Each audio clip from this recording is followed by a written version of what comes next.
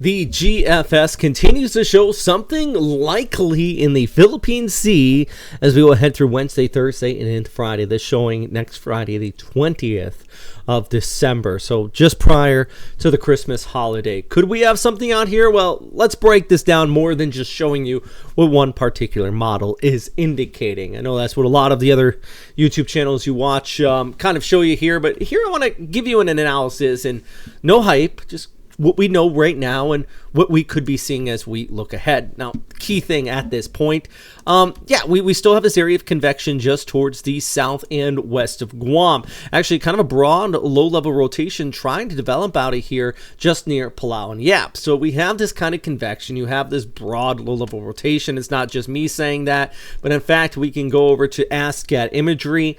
And yeah, this does kind of show a little low-level rotation there. This is only about 3-4 degrees above the equator, but I mean, that matches up pretty well with where this kind of convection and this moisture flow is at this time.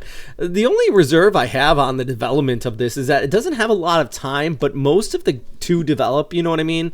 But most of the guidance does almost stall this out just off the east coast of Mindanao, and it has it linger here for darn close to a week. In fact, all the while, dealing with the northeast monsoon, our cold surge, which is set up right in there. And, we're just going to continue to see kind of this easterly flow pump on shore. And with that said, I mean, nothing indicates at this time a full-on super typhoon. Remember, actually, I'll show you this graphic real quick. We go back 3 years ago today. We were dealing with Super Typhoon Odette was nearing landfall over Siargao Island here 3 years ago today. How about that? A far cry from that with this forecast. I'm not expecting anything, along that level, but I do anticipate kind of this low lingering here. Look at this through Monday, heading into Tuesday, over towards Wednesday, just sitting there off the coast of Mindanao. And all the while, it pumps around that moisture, and we see that heavy rainfall with the shear line, indicating, 1, 2, maybe 300 millimeters of total precip as it sits there. And then we get another cold surge that's going to come in that could even develop a shear line, creating some thunderstorms for parts of Visayas. So a big rainmaker in the forecast, but not destructive like superstorm. I want to stress that. I know a lot of people, and I'm even seeing in the comments on these videos saying, oh, well, this is indicating a super typhoon. I haven't seen anything like that. I think there's going to be a lot of shear, but I do anticipate kind of a slow moving, lingering setup here, which means this graphic, which is pretty important, a lot of rainfall. And you can see with the northeast monsoon, the shear line, 200-300 millimeters in our northeastern Luzon. We could see up to 100 to 200 millimeters across parts of Mindanao, and then less than 50, but still plenty of rainfall all along the eastern seaboard. And that even extends out towards Vietnam and also into Malaysia, where we have been seeing some serious flooding with recent storms. So a broad impact here, good for surfing, I suppose. You can see here Tuesday and the Wednesday, another surge that tries to push down towards the south. All the while, you get these long period swells and some pretty big waves, 2 to 3, maybe even 4 meters just offshore. Let's do our flyover here for Monday, though. Scattered showers already in the play for parts of eastern Visayas, Siargao, you're included. Cagayan de Oro, almost 12 years to the day for Washi. Remember that one?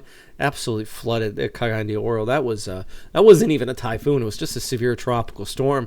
Cebu at 30 degrees. So scattered showers out there for you. Bacolod at 29.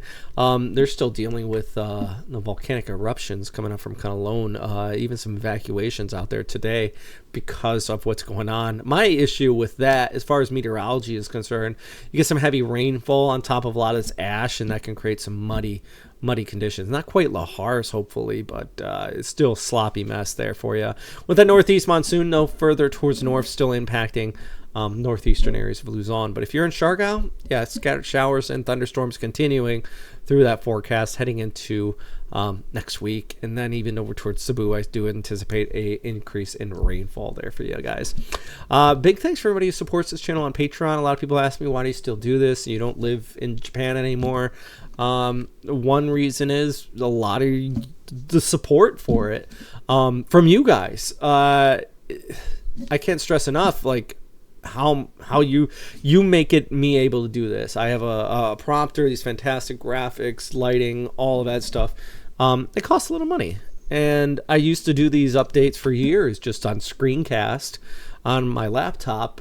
Audio was terrible, but if you look back like 10 years ago, that's where I did it on. Now it's a lot more sustainable, and it really goes back to the support of you guys. Plus, if you want to check out the merch down below, we got a link there for some closing stuff I've been trying to work on. Trying to get some ideas for design. So if you're good at graphic design, shoot me a message. I would love to hear from you, especially if you have any good ideas for typhoon type stuff. As always, though, right now we're going to continue to track what's happening out here. I do think an increase in wind and rain for the east coast of the Philippines, so we're going to watch. All right, as always, thanks for watching, though, and stay safe. Bye.